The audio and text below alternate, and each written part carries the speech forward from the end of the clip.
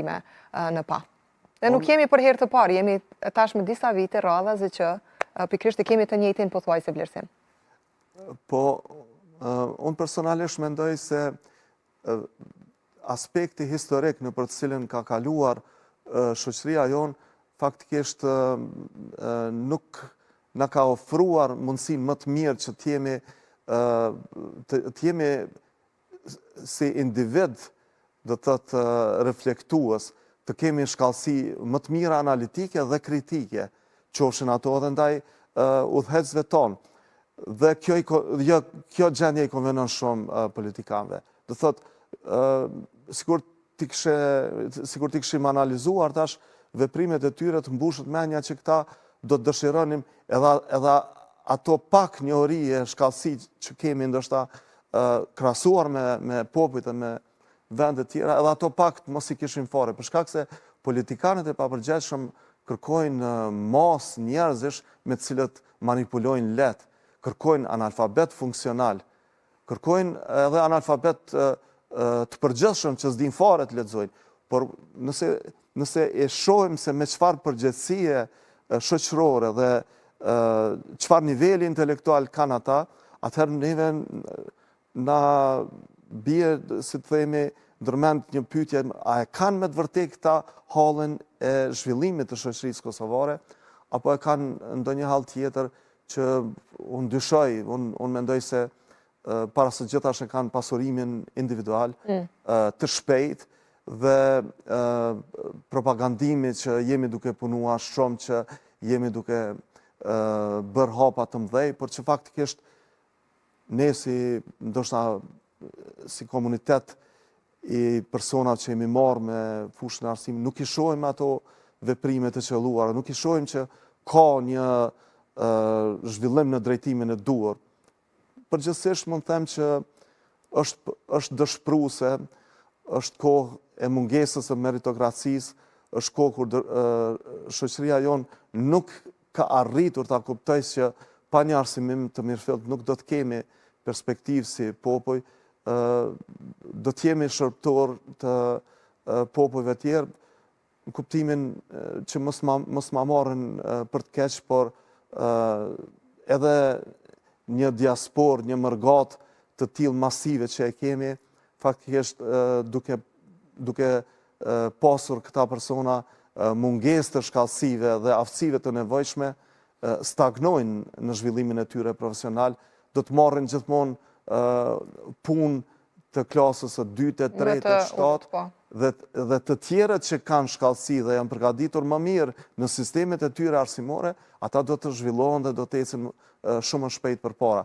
Pra nuk mjafton ajo thënia e shpesh që ndëgjojmë prej politikanëve që e kemi një rini super të shëndosh, nuk mjafton që e kemi një rini super të shëndosh, kurse nëse analizojmë në aspektin përgjithshëm pa dashur të futemi në atë individual, dalin që ata kanë shumë mungesa në përgatitjet e tyre, në shkallësitë e tyre, ata kanë shumë vështirësi pastaj që të depërtojnë për shkak se në fëmijërinë e tyre do të thotë nuk u janë dhënë kushte të mira të shkollimit. Andaj edhe ne si shoqëri mund të them që këto veprime të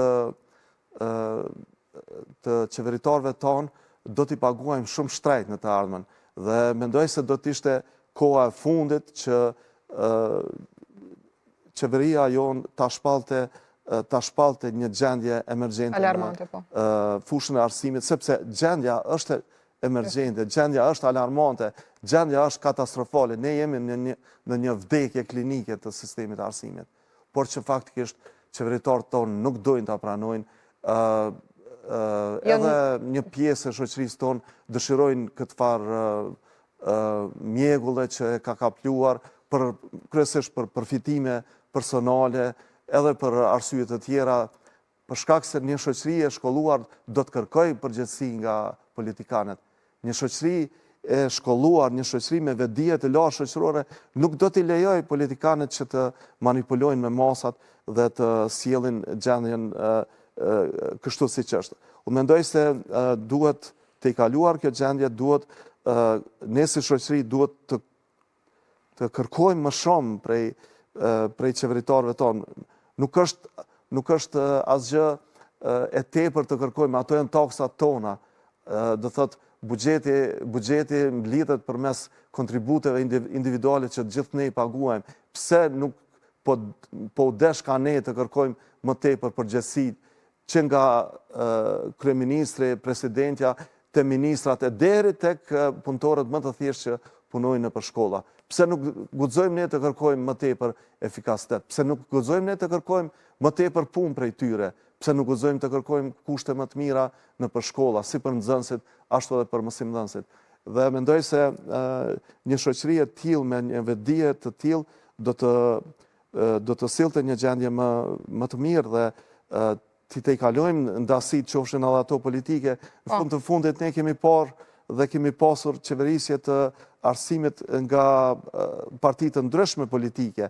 Nuk është vetëm një parti përgjegjëse, po në fund të fundit kur e shikojmë si tërësi, gjendja nuk është përmirësuar sepse është pothuajse njëjtë nga të gjitha menaxhimet ndër vite. Po secila që ka ardhur, ju lutem, pa dashur ta egzagjeroj, po secila është munduar që ta shtrijë ndikimin e vet, që të ratoj kuadrot e veta, që të ketë një grusht votash prej persona që janë të inkuadruar, pastaj prej studentëve, kemi tentativa të vazhdueshme që t'ju blehet atyre vota përmes një shtese që u jepet kryesisht para zgjedhjeve.